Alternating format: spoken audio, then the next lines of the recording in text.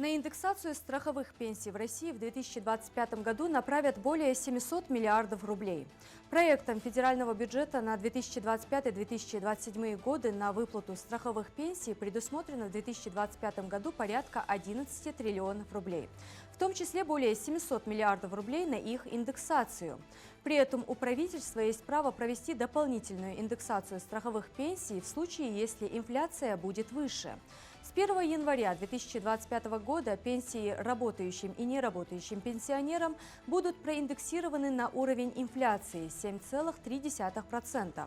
Таким образом, средний размер страховой пенсии по старости неработающим пенсионерам в 2025 году составит 24 тысячи рублей. Министерство экономического развития России и Банк России договорились об обмене информацией о реализации льготных программ. Правительство работает в тесном контакте с Центральным банком для решения задачи сдерживания инфляции. Об этом заявил министр экономического развития России Максим Решетников на заседании Государственной Думы, где рассматривались основные направления единой государственной денежно-кредитной политики на 2025 год и период 2026 и 2027 годов. В борьбе с инфляцией крайне важно, чтобы монетарные методы, которые реализует Центральный банк, были дополнены немонетарными мерами правительства, как это было в последние годы, когда мы эффективно дополняли друг друга, подчеркнул он. Министр пояснил, что к немонетарным относятся меры для расширения предложения на рынке, в том числе меры таможенно-тарифного регулирования, а также долгосрочные инструменты, такие как льготные кредиты и субсидии. Министерство экономического развития России завершило формирование нацпроекта «Туризм и гостеприимство». Об этом заявил министр экономического развития Максим Решетников, выступая на заседании комиссии Госсовета по направлению «Туризм». Цитата.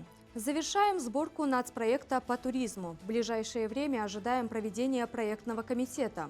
В структуре нового нацпроекта 5 федеральных проектов. 2 из них направлены на развитие инфраструктуры и, прежде всего, наращивание номерного фонда.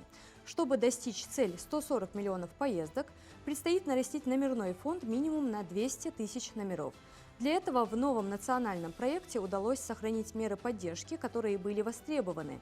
В первую очередь программа льготного кредитования, по которой уже введено более 3000 номеров, а в стадии реализации находится еще 200 проектов на 48 тысяч номеров. У нас есть еще задел для доотбора проектов, который, я рассчитываю, мы в ближайшее время объявим, отметил министр.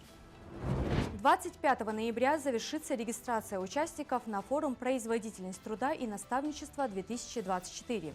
Он пройдет в Сенеже Московской области. Площадка соберет порядка 700 представителей бизнеса. Для слушателей выступят более 40 спикеров. Это эксперты по выстраиванию передовых систем наставничества в сырьевых компаниях, обрабатывающей и пищевой промышленности, строительной и транспортной сфере, индустрии гостеприимства и IT. В рамках пленарного заседания пройдет награждение победителей конкурса «Лучшие практики наставничества», который организуется ежегодно в рамках национального проекта «Производительность труда». 15 победителей и призеров определят в 5 номинациях: прорывные технологии повышения производительности труда, профессиональное развитие молодежи, цифровые инновации на предприятии, лучшие практики наставничества по повышению производительности труда и наставничество в индустрии гостеприимства.